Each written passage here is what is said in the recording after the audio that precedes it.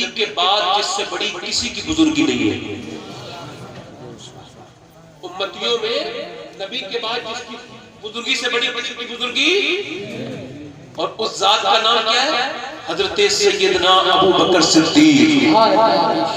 اسی مہینے کی چاند کی 22 تاریخ کو ان کا عرس ہے، اور آج انشاءاللہ تقریر حضرت ابو بکر صدیق کی شان پر ہوگی. سنیں گے آپ لوگ انشاءاللہ؟ سنیں گے؟ لگ رہا ہے دل آپ لوگ لیں گے. اب تھوڑا سا 2-3 شعر کا ذوق میں بھی رکھتا ہوں، آپ کہیں تو پڑھ دوں 2-3 شعر. ایسے ذرا دل لگا کے پڑھو، ذرا بولو تو ذرا پڑھ دیتا ہوں. ایک صاحب نے مجھ سے فرمائش کی، کہیں انہوں نے نیٹ پر سنا ہوگا تو انہوں نے فرمائش کی، میں پڑھ دیتا ہوں. آپ ذرا دل لگا کے ایک مرتبہ اپنے حضور کو پکار کے کہیں یا رسول اللہ. ایک میں ہی نہیں ان پر قربان زمانہ ہے، ایک میں ہی نہیں ان پر قربان زمانہ ہے، جو لب تو عالم کا محبوب یگانہ ہے، جو لب تو عالم کا محبوب یگانہ ہے. کل پل سے حبیب جس نے خود پار لگانا ہے،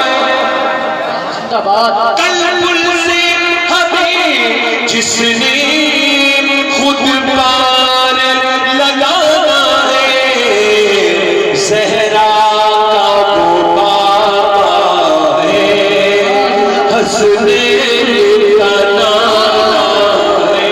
نعرہ تکبیر، نعرہ رسالت، نعرہ غوثیت، فیضان امام حسین، فیضان امام حسین، نعرہ تکبیر، سید شباہت صاحب قبلہ، نعرہ تکبیر، سرزمین کبرا نانکار، فیضان امام میاں کمیٹی.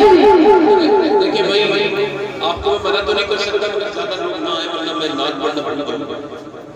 آپ بہت زیادہ نواز ہیں، مطلب کوئی میں منع نہیں کروں گا، یہ کسی منع نہیں کرنی چاہیے. بیٹھ جائے، بیٹھ. تو کل آپ کون بخشوائے گا؟ شعر سماعت کریں. کل پل سے حبیب جس نے خود پار لگانا ہے، زہرا کا وہ پاپا ہے، حسنین کا نانا ہے، زہرا پاپا ہے، حسنین کا. پڑھو ذرا حسنین.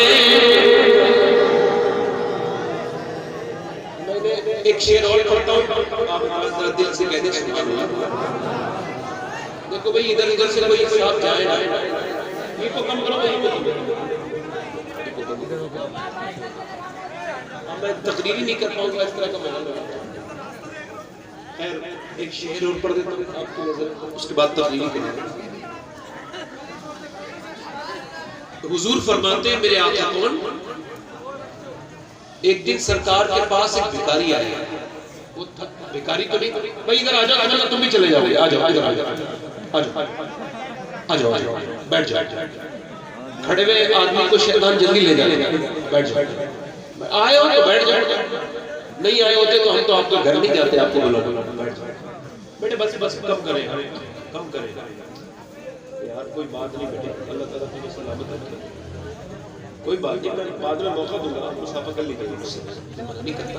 اگر سنے شعر سماعت.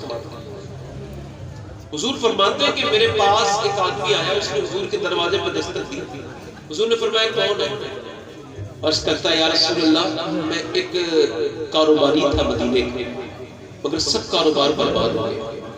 تو سرکار نے فرمایا پھر؟ کہ حضور اب بھیک مانگنے کا معاملہ ہے، مگر کسی اور کے یہاں سے مانگوں گا تو عزت خراب ہو جائے گی، لوگ سمجھیں گے فلاں کاروباری تو بڑا مالدار تھا، اب بھیک مانگنے آ گیا. حضور آپ کے یہاں اس وجہ سے آیا کہ آپ کے یہاں مانگنے والے کی عزت گھٹتی نہیں بلکہ بڑھ جاتی ہے. تو حضور نے فرمایا کیا بات ہے کہ حضور بچے 2 دن سے بھوکے. کتنے دن سے بھوکے بچے بھائی؟ بیٹھ جاؤ بس بیٹھ جاؤ. کیا فرمایا؟ تو حضور نے فرمایا بھائی میرے گھر میں تو کچھ ہے نہیں, میرے گھر میں تو کچھ ہے. ویسے حضور کے گھر میں سب کچھ ہے مگر فرمایا میرے گھر میں تو کچھ ہے نہیں. ایسا کر پڑوس میں میری بیٹی کا گھر ہے وہاں سے مانگ لے. اس نے جا کے سیدہ کے دروازے پر دستک دی کہ حضور کی بیٹی آپ کے ابا نے بھیجا ہے تو آیا ہوں ورنہ نہیں آتا. بچے 2 دن سے بھوکے ہیں. سیدہ پاک نے فرمایا سن ساحل, اللہ بہتر جانتا ہے کہ فاطمہ کے گھر 4 دن سے کچھ نہیں پکا اور میرے گھر ایک جوڑی کپڑا تک نہیں ہے جو میں تمہیں دے دوں. فرمایا کہ ایک میرا مصلی ہے جس پہ میں نماز پڑھتی ہوں اور اس پہ اس وقت حسن اور حسین دونوں سو رہے ہیں. سیدہ نے جو ہے پہلے حسن کو اٹھا کے زمین پہ لٹا دیا, پھر حسین کو اٹھا کے زمین پہ لٹا دیا, پھر وہ کپڑا جو ایک ثابت کپڑا تھا وہ اسے دے دیا. فرمایا اس وقت نبی کی بیٹی کے گھر اس کپڑے کے علاوہ کچھ نہیں ہے, جا لے جا اور اپنے گھر والوں کا پیٹ بھر لے. تو پی نصیر الدین کیا کہتے ہیں؟ آؤ در صحرا پر پھیلائے ہوئے دامن, آؤ در صحرا پر پھیلائے ہوئے دامن, ہے نسل غریبوں کی لجپال گھرانہ.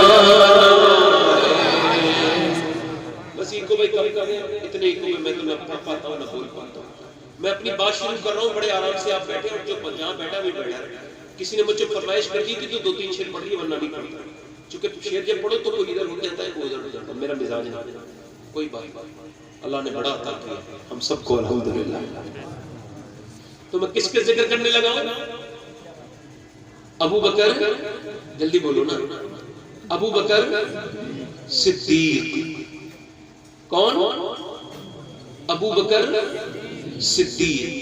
آج زمانہ نہیں دیکھتے آپ کتنی جھگڑے چل رہے ہیں, یہ مکان میرا ہے, یہ منزل میری ہے, یہ گھر میرا ہے. عورتوں کو دیکھو میاں جب بٹوارہ ہو جاتا ہے تو ان کی جو جھاڑو ہے وہیں تک چلتی ہے جہاں تک بٹوارہ ہوا ہے. وہ کہتی ہیں یہ میرا گھر ہے, تم اپنے بھائی کو چھوڑ دو, مال لے لو, مال لے لو. ہم سب بھی مال کے چکر میں ہیں مگر میاں ذرا غور تو کریں آپ, یہ زمین میری, یہ پلاٹ میرا, یہ مکان میری, یہ سب کچھ میرا. آپ نے دیکھا نہیں لوگوں کو جھگڑا کرتے ہوئے ایک ایک ڈول کے اوپر جھگڑے ہوتے ہیں, زمین کی ایک ایک حصے کے اوپر قتل ہو جاتے ہیں. آدمی کہتا ہے یہ میرا گھر ہے, یہ میرا مکان ہے, یہ میری زمین ہے. موسیٰ علیہ السلام کے زمانے میں جھگڑا ہو گیا 2 لوگوں میں, ایک کہنے لگا میری زمین ہے, ایک کہنے لگا میری زمین ہے. جھوٹے کے پاس سچے سے زیادہ دلیلیں تھیں کہ اس کی زمین ہے. تو لوگوں نے کہا فیصلہ کیسے ہو؟ کہا موسیٰ کے پاس چلو. موسیٰ علیہ السلام سے لوگ بولے آپ فیصلہ کر دیجئے. ایک آدمی نے کہا دونوں کی الگ الگ بات سن لے. بھائی تھوڑا ایک اور اب بائک بہت اچھا ہے آپ, اللہ اسے برکت دے. ایکو کم کر کے آواز صاف کر, بہت اچھا مائک ہے. سمجھ آ رہی ہے میری بات؟ اور اس کا گونج کم کریں, اور گونج کم کریں. سمجھ آ رہی ہے میری بات آپ کا؟ تو موسیٰ کے پاس چلے گئے لوگ, کہہ لگے موسیٰ آپ ہی فیصلہ کر دیں کہ کس کی زمین ہے. ایک نے کہا دونوں سے الگ الگ بات کر لے, پتہ چل جائے گا کس کی ہے. موسیٰ نے کہا مجھے زیادہ عقل نہ سکھاؤ, مجھے دونوں سے بات کرنے کی ضرورت نہیں ہے, میں تو زمین سے جا کے پوچھ لوں گا وہ ہے کس کی. موسیٰ گئے, میلہ لگا ہوا تھا, تمام لوگ زمین کے لالچی کھڑے تھے. یہ میری زمین ہے, یہ میرا مکان ہے, یہ میں نے بیگانہ کا لا رکھا ہے, یہ اتنا کھیت میرا ہے. اور سنو, وہ دونوں جب کھڑے تھے تو موسیٰ نے جا کے زمین سے کہا وہ زمین بتا تو کس کی ہے؟ یہ کہتا ہے میری ہے, یہ دعویٰ کرتا ہے میری ہے, تو زمین کس کی ہے؟ تو زمین سے جب آواز آئی نا, سارے لوگ اس میں سے چیخے مار کے رونے لگے.